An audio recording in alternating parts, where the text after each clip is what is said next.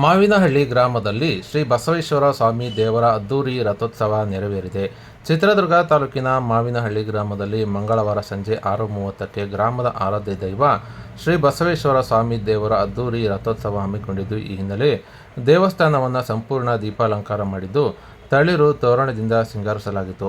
ಇನ್ನು ಬಣ್ಣ ಬಣ್ಣದ ಹೂಗಳಿಂದ ದೇವಸ್ಥಾನವನ್ನು ಅಲಂಕರಿಸಿದ್ದು, ಅಷ್ಟೇ ಅಲ್ಲದೆ ರಥೋತ್ಸವವನ್ನು ಬಣ್ಣ ಬಣ್ಣದ ಹೂಗಳಿಂದ ಅಲಂಕರಿಸಿದ್ದು, ದೇವರನ್ನು ರಥೋತ್ಸವದ ಮೇಲೆ ಪ್ರತಿಷ್ಠಾಪನೆ ಮಾಡಿ ಮೊದಲಿಗೆ ದೇವರ ಒಂದು ಭವ್ಯ ಹಾರವನ್ನು ಹರಾಜು ಮಾಡಿದ್ದು, ಶ್ರೀ ಬಸವೇಶ್ವರ ಸ್ವಾಮಿ ದೇವರಿಗೆ ವಿಶೇಷ ಪೂಜೆ ಪುನಸ್ಕಾರ ಸಲ್ಲಿಸಿ ನಂತರ ರಥೋತ್ಸವಕ್ಕೆ ಚಾಲನೆ ನೀಡಲಾಯಿತು.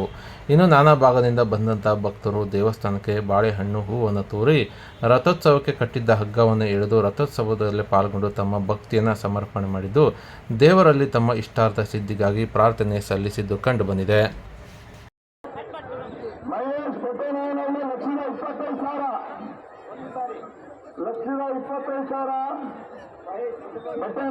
ಮಹೇಶ್ ಹುಣಸಾರು 1,25,000 ಬೆಟ್ಟನಾಯನಹಳ್ಳಿ ಮಹೇಶ್ 200 ಸಾರಿ ಬೆಟ್ಟನಾಯನಹಳ್ಳಿ ಮಹೇಶ್ 1,25,000 2 ಸಾರಿ ಬೆಟ್ಟನಾಯನಹಳ್ಳಿ ಮಹೇಶ್ 1,25,000 2 ಸಾರಿ ಲಾಸ್ಟ್ ಕೊನೆಗೆ 1,25,000 ಬೆಟ್ಟನಾಯನಹಳ್ಳಿ ಮಹೇಶ್ 3 ಸಾರಿ.